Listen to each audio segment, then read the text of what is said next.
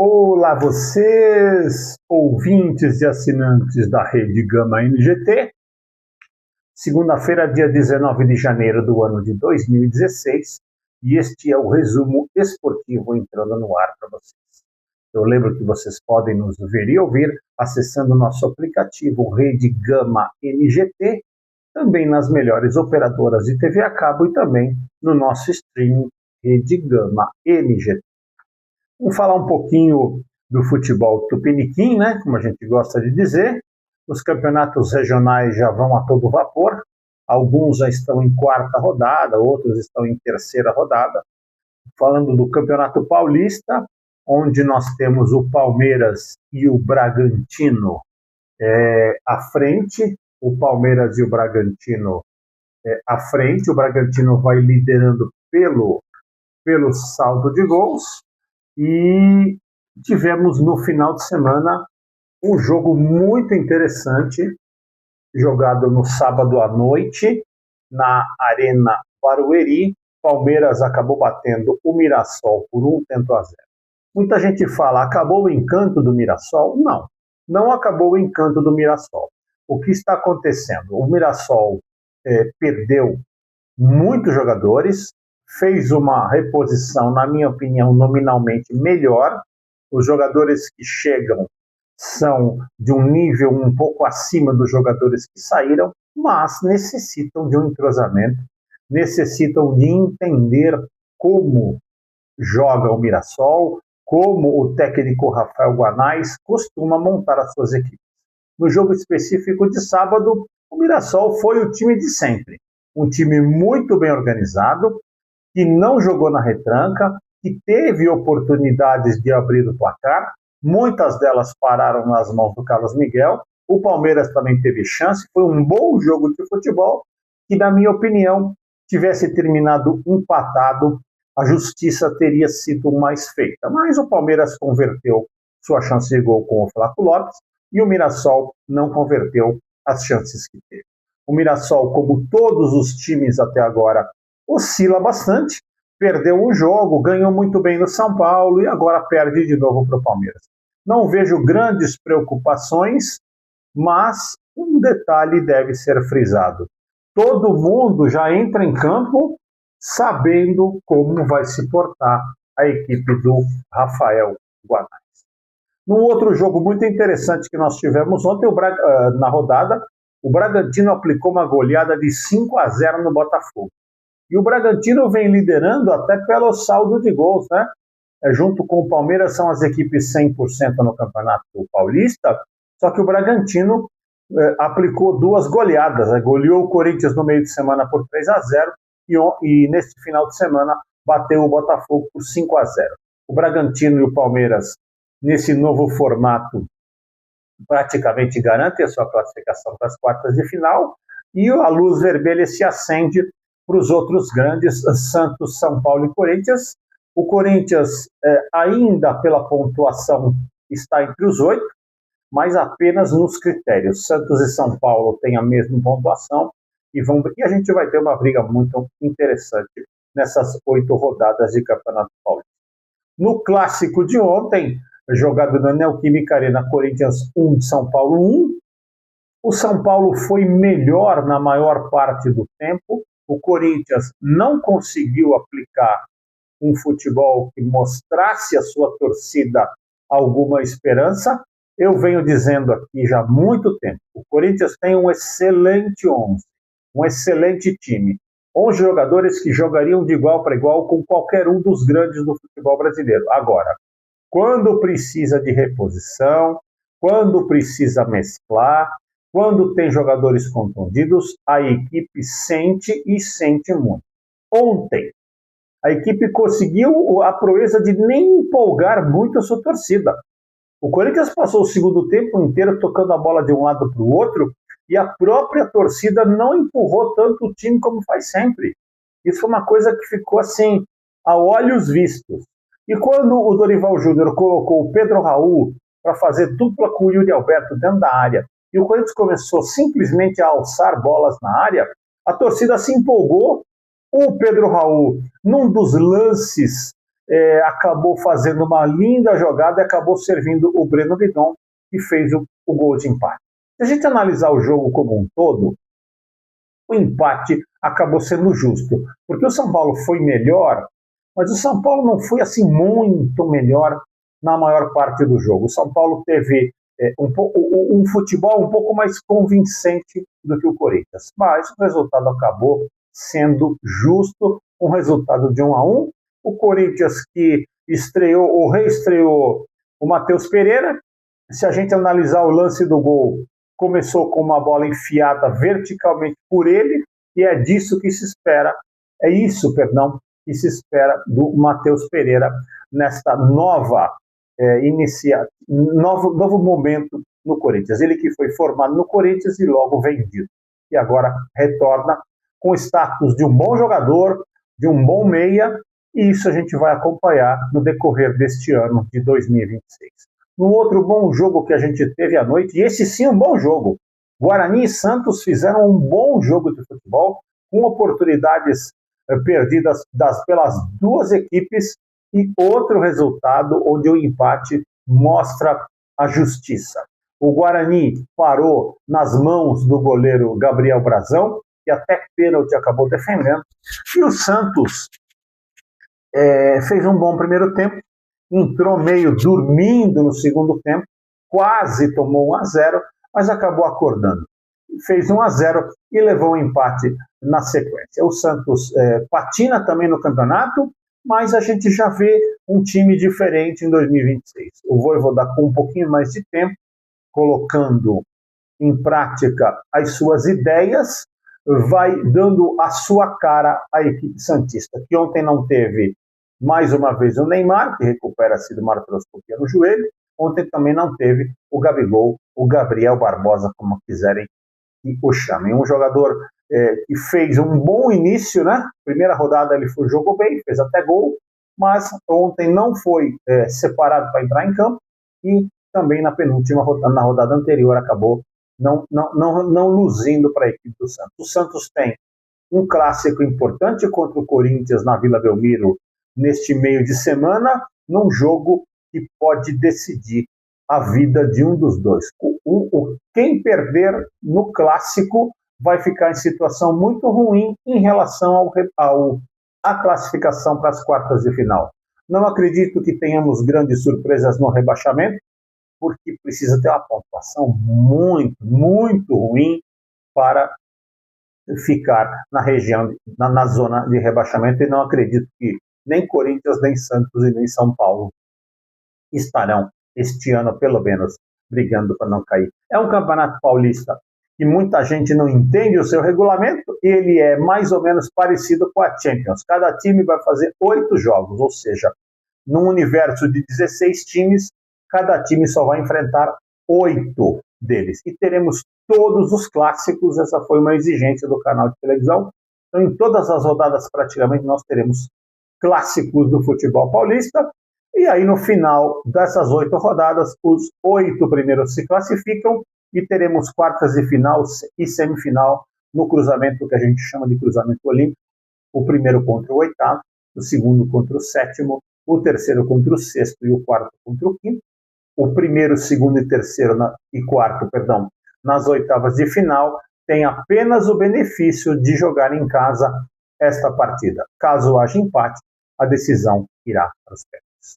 Bom, o primeiro tempo do nosso resumo esportivo vai ficando por aqui, e a gente volta já já com o nosso segundo tempo, onde falaremos de campeonatos regionais espalhados pelo país, alguma coisa também de campeonatos europeus, a incrível lambança da final da Copa Africana de Seleções e o futebol americano. A gente vai ficando por aqui e voltando já já. Rede Gama NGT. Sempre com você. Voltamos com o segundo tempo do nosso resumo esportivo, aqui na Rede Gama NGT. O Campeonato Carioca de Futebol, ele vai seguindo aqueles moldes que aconteceram nos últimos anos, né? Os grandes colocando suas equipes alternativas em campo, e alguns deles vão pagando o preço do calendário.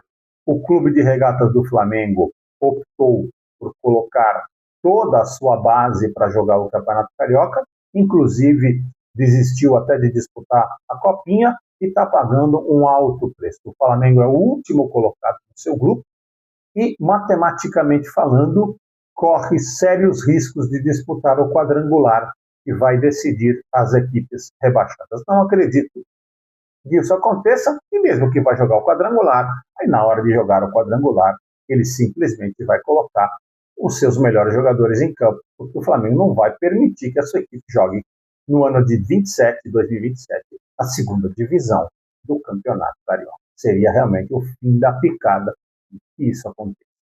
No Rio Grande do Sul, Inter e Grêmio revezam no oscilar. O Grêmio foi derrotado no meio de semana pelo São José em pleno Olímpico por 1-0, recuperou-se nesse fim de semana goleando a equipe do São Luís, e o Inter, que vinha muito bem, acabou colocando uma equipe alternativa para ir até Erechim e perdeu para o Ipiranga por 2-1. Nada que aconteça, nada que vá causar grandes problemas para Inter e Grêmio se classificarem nas suas chaves para as quartas de final. Afinal de contas, o Campeonato Gaúcho permitirá que essas equipes vão seguindo em frente. Então, Inter e Grêmio oscilam, são dois treinadores estrangeiros, dois treinadores novos e que podem ainda mostrar muita coisa. Eu cito que o Grêmio me parece que está um pouquinho à frente do Inter em termos de evolução, até porque o Luiz Castro tem uma forma diferente de colocar a sua equipe em campo. Gosto muito da forma como ele gerencia o seu elenco e espero que fisicamente os jogadores do Grêmio resistam a esse novo calendário do futebol brasileiro. Campeonato Mineiro, o Galo e o Cruzeiro, que tropeçaram na primeira rodada, acabaram se recuperando e já vão se posicionando muito bem na tabela, buscando a classificação para as quartas de final. E eu lembro que os estaduais serão muito curtos. Daqui a 10 dias teremos a primeira rodada do Brasileirão, e isso daqui a 10 dias, mais ou menos 10 dias, do próximo meio de semana. Não esse agora, o outro no meio de semana. Teremos a primeira rodada do Brasileirão, que será jogado enquanto os regionais estiverem a todo vapor. O Brasileirão será jogado nas partidas de meio de semana. Falando um pouquinho também do Campeonato Paranaense, onde também tivemos um clássico, o Clássico Atletiba, jogado na Arena da Baixada, perante 35 mil pessoas. O Coritiba, mais uma vez, foi melhor e venceu o Atlético por 1-0, o gol do Lucas Ranieri. O que acontece lá no Paraná é assim, o Atletiba é o grande clássico paranaense, só que o Coritiba sabe jogar muito bem os Atletibas na Baixada. Vira e mexe, o Coxa consegue uma vitória. O ano passado conseguiu uma vitória na Série B, e quase foi suficiente para permitir que o Atlético não subisse. O Coxa, ano passado, fez uma vitória por 1-0, e este ano, já no primeiro Atletiba do ano, vai à Arena da Baixada e com autoridade bate o Atlético por 1-0. Já o Atlético, quando visita o Coritiba no Couto Pereira, não consegue ter o mesmo desempenho que o seu rival em casa. Vai se armando uma espécie de um tabu, uma espécie de trauma do Atlético não conseguir bater o Coritiba dentro da sua própria casa. Um resultado que, para efeito de classificação, não deve mudar absolutamente nada lá no Paraná, até porque no chaveamento, Atlético e Coritiba devem passar para as quartas de final do regional. Mas é muito interessante esse detalhe de que o Atlético não consegue, um time tão poderoso dentro de casa, contra a maioria dos seus adversários, não consegue fazer o seu dever de casa quando pega o seu rival. Falando ainda de futebol brasileiro, a Copinha, a Copa São Paulo de Futebol Júnior 2026, vai ganhando os seus contornos finais. Nós já temos uma semifinal garantida, Grêmio e Cruzeiro, e é surpreendente esse time do Grêmio, porque é um time meio sub-17, meio sub-20. O Grêmio bateu o Ceará e o Cruzeiro eliminou o Guanabara, o grande Guanabara, a equipe que surpreendeu, chegando até as quartas de final. Então, teremos uma semifinal Grêmio e Cruzeiro, e temos do outro lado jogando ainda hoje nas quartas de final, o Palmeiras vai pegar o Ibraquina ou Ibrachina, como prefiram, e o São Paulo vai pegar o Botafogo do Rio de Janeiro. Esse cruzamento vai mostrar a outra semifinal e pode ter um clássico paulista, São Paulo e Palmeiras. Grêmio e Cruzeiro de um lado, São Paulo, Palmeiras, Botafogo do Rio ou Ibrachina do outro. São as equipes que sobrevivem, porque na Copinha você não se classifica, né? Você sobrevive, com favoritismo para os dois clubes, os dois grandes de São Paulo. O Palmeiras e o São Paulo, na minha opinião, são as melhores equipes desta Copinha. O Cruzeiro oscila bastante e o Grêmio é uma grata surpresa. Palmeiras e São Paulo devem fazer a semifinal e aí, quem sabe, até um dos dois chegará à conquista do título. Uma Copinha um tanto quanto esvaziada pelo início dos regionais muito cedo. Muitas equipes acabaram sendo obrigadas a usar os seus jogadores da base no principal, e aí o nível técnico da Copinha acabou caindo bastante. Muitas equipes grandes, como o Vasco, como o Corinthians, como o Santos, acabaram no Internacional, acabaram ficando, Atlético Mineiro, acabaram ficando pelo caminho, até porque houve uma grande mudança na composição das equipes. Isto precisa ser repensado pela organização da Copinha para que não aconteça isso no ano de 2027. O segundo tempo do nosso resumo esportivo vai ficando por aqui. A gente já volta com o tempo extra, onde a gente vai falar um pouco de futebol internacional. Temos grandes novidades aí para os brazucas que estão jogando na Europa e também as semifinais da NFL, onde teremos definido no próximo final de semana as duas equipes que farão o jogo, o famosésimo Super Bowl. Rede Gama NGT, sempre com você. Voltamos com o tempo extra do nosso resumo esportivo aqui pela Rede Gama NGT, falando um pouquinho do futebol europeu, a Premier League, o campeonato inglês de futebol. Tivemos algumas surpresas. O Aston Villa acabou perdendo em casa para o surpreendente time do Everton e vai ficando um pouquinho mais distante na classificação geral. E ainda tem o Arsenal na ponta e agora disparado com os tropeços dos seus adversários, tem 50 pontos. O City, o Manchester City tem 43, o Aston Villa 43 e o Liverpool 36. Vai se desenhando um título até com certa facilidade para a equipe londrina, a equipe do Arsenal.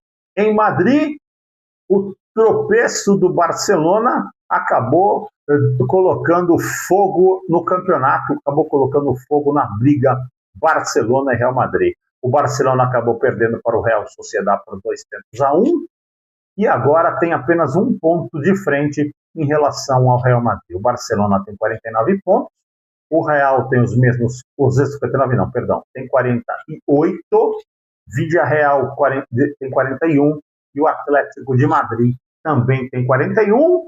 É um paro ímpar, né? Barcelona, Real Madrid, mas essa derrota do Barça acabou fazendo com que o Real encostasse um ponto, apesar de toda a crise, entre aspas, que vive a equipe de Madrid, ela está a um ponto da equipe do Barcelona. Falando um pouquinho da Itália, nós estamos também lá com o campeonato um pouco embolado. A Inter tem 49 pontos, o Milan 46, Napoli 43, Roma 42. São os 4 times, na minha opinião, que ainda brigam pelo título. Inter e Milan fazendo aquela luta, aquela briga doméstica, as duas equipes de Milão mandando no campeonato italiano de futebol. Seguindo ainda ali na Europa, uma surpresa, o jovem Endrick vai se tornando rapidamente um ídolo no Lyon. Estreou fazendo gols, fez gols na segunda rodada, e o Lyon já aparece, Olympique Lyonnais, como eles gostam de dizer, já aparece na 4ª posição a 10 pontos do surpreendente líder Lens. O Lens é o primeiro com 43, o PSG tem 42, o Olympique de Marselha 35 e o Lyon já vem com 33. E o Hendrick, pelo jeito, já caiu nas graças da torcida de Lyon. Afinal de contas, ele já estreou fazendo gols e para um centroavante, o que ele precisa para se dar bem na carreira é fazer gols, gols e muitos gols. Fechando um pouquinho agora o assunto futebol, tivemos a final da Copa Africana de Seleções, sendo jogada no Marrocos. A final envolveu ontem à tarde Senegal e Marrocos. Partida empatada até o último momento do jogo, quando o árbitro, ajudado pelo VAR e pressionado pelos jogadores de Marrocos, o árbitro acabou marcando uma penalidade. Muitos dizem que foi pênalti, muitos dizem que não foi pênalti. Eu tenho cá minhas dúvidas. Ele poderia ter marcado, como poderia não ter marcado. O técnico de Senegal orientou seus jogadores a deixar o gramado. Os jogadores chegaram a deixar o gramado quando o ídolo Sadio Mané foi ao vestiário e não permitiu que isso acontecesse. Trouxe a sua equipe de volta. Quando ele trouxe a sua equipe de volta, a torcida do Senegal ameaçou invadir o gramado, tendo que ser contida pela polícia de Marrocos. Isso nós estamos relatando um acontecimento de ontem, não é um acontecimento de 100 anos atrás.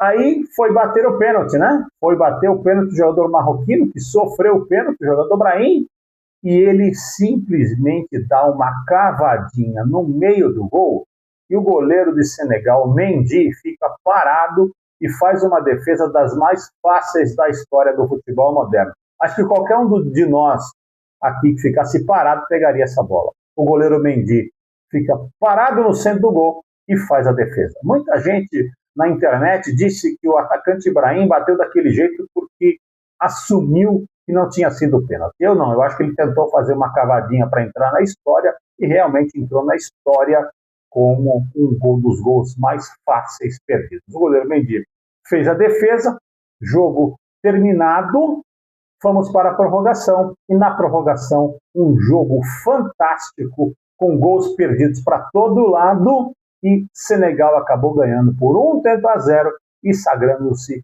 campeã africana de seleções. Um resultado justo para Senegal, que tem um bom time, Marrocos tem um bom time, mas a lambança que foi se permitido e permitiram que acontecesse nesta final da Copa Africana de Seleções precisa ser revista pela FIFA, não só a arbitragem, como uma seleção querendo deixar o gramado e a polícia tendo que conter os seus torcedores de uma forma até violenta. Isso não é mais permitido. Todos estão errados. Nesse momento aí, o único certo, na minha opinião, foi o Sadio Mané, que não permitiu que a equipe de Senegal deixasse o gramado. Já imaginou se ele deixa o gramado e perde o título? Olha só que lambança que estava sendo feita pela seleção de Senegal. E, finalizando este nosso resumo esportivo, vamos falar um pouquinho da NFL, definidas as finais de conferência, de um lado Denver Broncos e New England Patriots, e do outro lado Seattle Seahawks e Los Angeles Rams. Os vencedores dessas duas equipes estarão no Super Bowl 2026. Um detalhe importante, que o jogo, a semifinal ontem do Chicago Bears contra Los Angeles Rams foi jogada numa temperatura de menos 8 graus centígrados, o estádio completamente nevado, e o Los Angeles Rams acabou vencendo na prorrogação e chega a uma final de conferência e está a uma vitória do Super Bowl. Eu lembro que as finais de conferência serão jogadas no próximo fim de semana e depois, dali 2 semanas, teremos o grande evento de esporte mundial, o maior evento de publicidade do esporte, o Super Bowl. Eu falava antigamente que era a final do Super Bowl. Não é a final do Super Bowl, é simplesmente o Super Bowl e mais nada. E com certeza o Resumo Esportivo estará acompanhando e levando todas essas informações para você, de um esporte que muita gente não gosta, mas que cresce a cada dia em todos os lugares do mundo, e o Brasil já se torna um dos mercados que mais consome futebol americano fora dos Estados Unidos. O tempo extra do nosso resumo esportivo vai ficando por aqui. Eu lembro que Rede Gama NGT, sempre com você, e voltamos na próxima segunda-feira com mais tudo que rolou da bola nesta próxima semana. Excelente semana a todos e nos vemos na próxima segunda-feira.